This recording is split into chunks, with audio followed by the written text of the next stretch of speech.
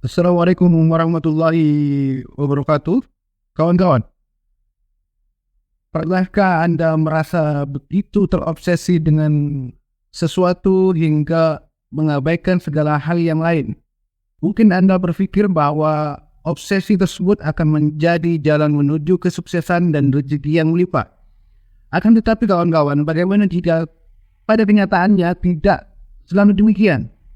Bagaimana jika obsesi yang kita kejar justru membawa kita ke jalan yang berakhir tragis? Kawan-kawan, mari kita simak video kali ini dalam mengenal fenomena ini dan mencari tahu mengapa obsesi kita belum tentu menjadi ladang rezeki kita.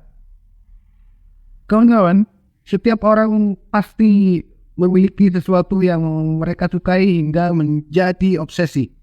Akan tetapi obsesi kita belum tentu menjadi ladang rezeki kita.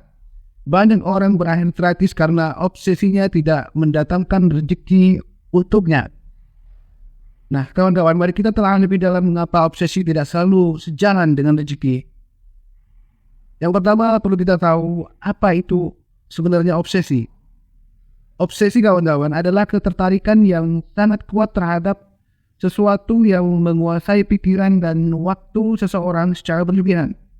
Obsesi bisa muncul dalam berbagai bentuk seperti hobi, pekerjaan, atau impian yang ingin kita wujudkan.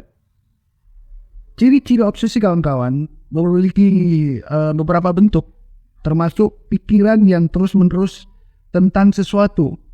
Kemudian pengorbanan waktu dan energi yang sangat besar. Selanjutnya adalah kesulitan untuk fokus pada hal lain. Nah, kawan-kawan, definisi rezeki adalah segala bentuk berkah yang kita terima dari Allah Subhanahu wa taala, baik itu dalam bentuk materi, bentuk kesehatan, kesempatan, atau kebahagiaan. Rezeki sering dianggap sebagai hasil dari usaha dan doa dari seseorang, kawan-kawan. Kemudian bentuk-bentuk rezeki apa saja? Rezeki bisa datang dalam berbagai bentuk, kawan-kawan, seperti uang dan kekayaan, kesehatan dan kebugaran. Kemudian ada lagi berupa waktu dan kesempatan yang sangat menguntungkan. Tidak kalah pentingnya yaitu hubungan yang harmonis di antara suami dan istri atau misalnya orang tua dengan anak. Kawan-kawan, hubungan rezeki dan obsesi tidak selalu terkait. Obsesi yang tidak dikelola dengan baik, kawan-kawan, dapat mengarah pada kegagalan, mengarah pada stres, dan bahkan kerugian finansial. Hanya karena seseorang terobsesi dengan sesuatu, bukan berarti itu akan mendatangkan rezekinya. Sudah banyak contoh orang-orang yang berhasil karena obsesinya. Katakanlah saja seperti Steve Jobs dengan Apple-nya. Namun ada juga yang gagal, sudah berusaha dengan keras. Seperti banyak musisi yang tidak pernah berhasil mencapai kesuksesan meskipun dia orang yang berbakat. Ada juga contoh obsesi yang mendatangkan rezeki, kawan-kawan. Contoh saja banyak pengusaha sukses yang memulai dari obsesi mereka terhadap suatu produk atau layanan. Seperti Elon Musk dengan Tesla dan SpaceX. Ada juga seniman terkenal seperti Leonardo da Vinci yang obsesinya terhadap seni dan sains menghasilkan karya yang bertahan sepanjang masa. Ada banyak faktor keberhasilan dari obsesi, kawan-kawan. Beberapa faktor yang mendukung keberhasilan suatu obsesi termasuk keberhasilan mengambil risiko, keberaniannya, kerja keras dan ketekunannya. Kemudian ada supporting system dan lingkungan, kawan, keluarga, teman-teman. Ada contoh obsesi yang berakhir tragis juga, kawan-kawan.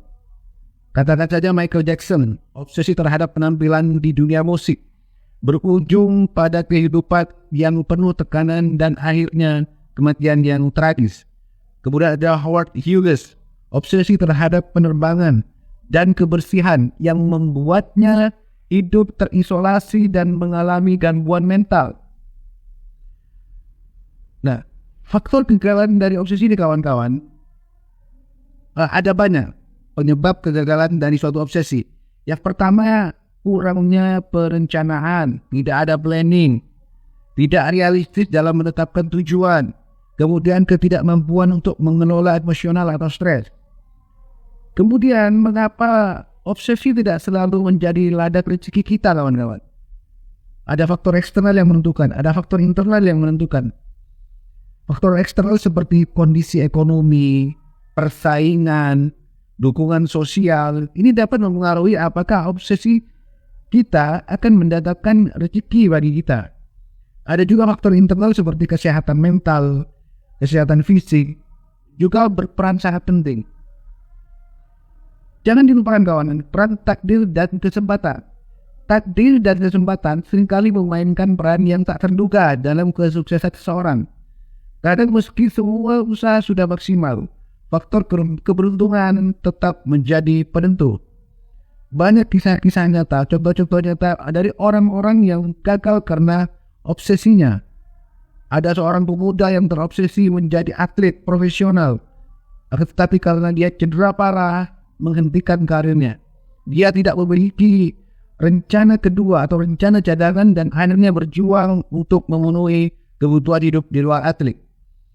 Kemudian ada seorang wanita yang terobsesi menjadi bintang film atau artis, mengorbankan pendidikannya, mengorbankan hubungan pribadinya dengan keluarga. Akhirnya dia tidak berhasil mencapai impiannya dan merasa terpuruk. Nah, pelajaran apa yang bisa kita ambil kawan-kawan dari kisah-kisah tadi? Yang pertama, belajarlah dari kesalahan. Mengambil pelajaran dari kegagalan sangat penting kawan-kawan. Kesalahan memberikan wawasan tentang apa yang perlu diubah dan apa yang perlu kita perbaiki. Kedua, menyesuaikan harapan.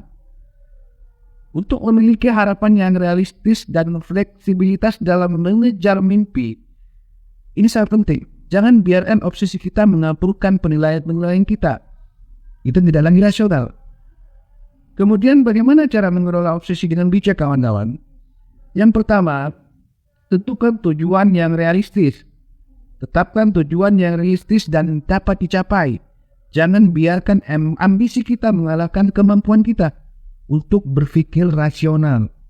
Yang kedua kawan-kawan, kelolalah harapan dan kenyataan. Seimbangkan antara harapan Anda dan kenyataan yang Anda hadapi. Pahami bahwa kegagalan adalah bagian dari proses belajar. Kemudian kawan-kawan, bagaimana mengubah obsesi menjadi hobi yang menguntungkan? Jika obsesi tidak lagi menghasilkan rezeki bagi kita, kita bisa menjadikan obsesi tersebut sebagai hobi.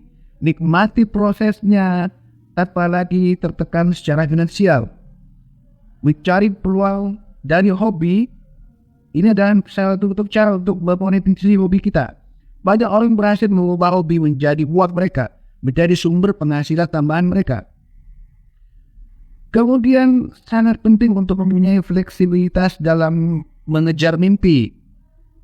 Menghadapi perubahan adalah bagian dari kehidupan, kawan-kawan. Kita perlu fleksibel dan siap menghadapi perubahan agar bisa tetap bertahan, agar bisa tetap survive. Menyesuaikan strategi saat menghadapi hambatan dan pendekatan kita. Fleksibilitas membantu kita menemukan jalan yang lebih efektif, kawan-kawan. Kemudian tidak kalah pentingnya supporting system seperti bimbingan, kita punya mentor, kita berada dalam satu komunitas yang certified. Ini bisa memberikan dukungan dan bimbingan yang sangat berharga. Mereka bisa membantu kita melihat dari perspektif yang berbeda tentang obsesi kita.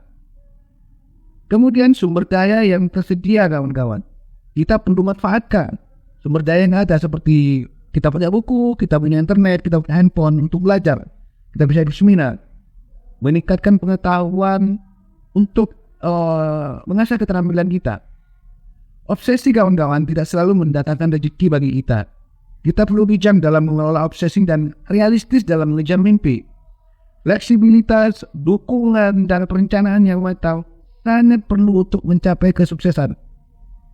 Dan kawan-kawan, ada banyak pertanyaan dari benak kita yang sering muncul. Apa yang harus dilakukan jika obsesi tidak lagi menghasilkan rezeki bagi kita? Yang pertama, jadikan obsesi sebagai hobi, kawan-kawan. dan cari cara lain untuk memenuhi kebutuhan finansial kita. Nikmati prosesnya tanpa tekanan untuk menghasilkan uang. Kemudian yang sering muncul adalah bagaimana cara mengubah obsesi menjadi hobi. Fokus pada kesenangan dan kepuasan pribadi daripada keuntungan finansial. Temukan komunitas yang memiliki minat yang sama dengan kita untuk mendapatkan dukungan. Nah, apakah semua obsesi buruk? Tentu tidak, kawan-kawan. Obsesi bisa menjadi motivasi yang kuat, akan tetapi kita perlu mengelolanya dengan bijak agar tidak mengganggu aspek atau sisi lain dalam kehidupan kita. Lantas bagaimana cara menemukan obsesi yang menguntungkan?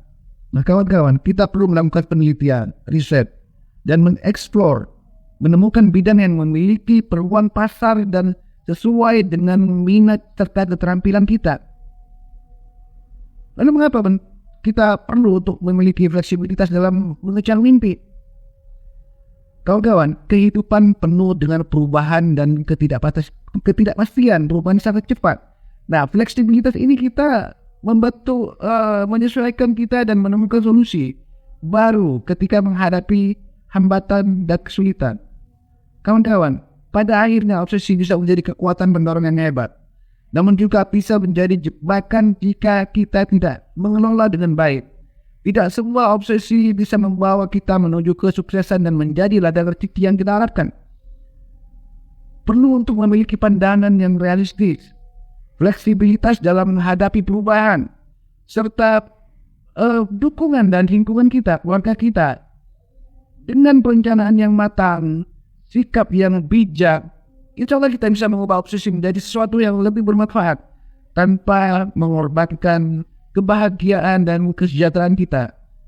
Kawan-kawan, jangan biarkan obsesi mengaburkan tujuan hidup kita, tetapi jadikanlah itu sebagai motivasi untuk terus berkembang dan beradaptasi. Mudah-mudahan ini menjadi pelajaran kawan-kawan agar kita tidak terjebak dengan obsesi kita. Apalagi kita tahu kemampuan kita tidak sesuai dengan obsesi kita. Silakan share video ini kawan-kawan. Jika ini berguna buat Anda, jangan berakhir dengan Anda, tularkan dengan orang-orang di sekitar Anda. Mudah-mudahan ini menjadikan pelajaran. Mudah-mudahan ini bisa menjadikan kita lebih bijak dalam mengejar mimpi kita. Sesuaikan kemampuan dengan mimpi kita, atau sesuaikan mimpi kita dengan kemampuan kita, agar kita bisa lebih bahagia, kita bisa lebih seimbang dalam menjalani hidup. Kawan-kawan, kehidupan ini tidak hanya sekedar obsesi. Kita juga punya keluarga.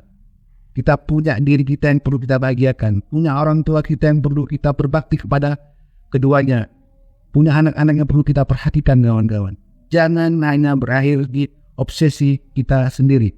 Baik kawan-kawan, sampai jumpa di video-video berikutnya. Wassalamualaikum warahmatullahi wabarakatuh.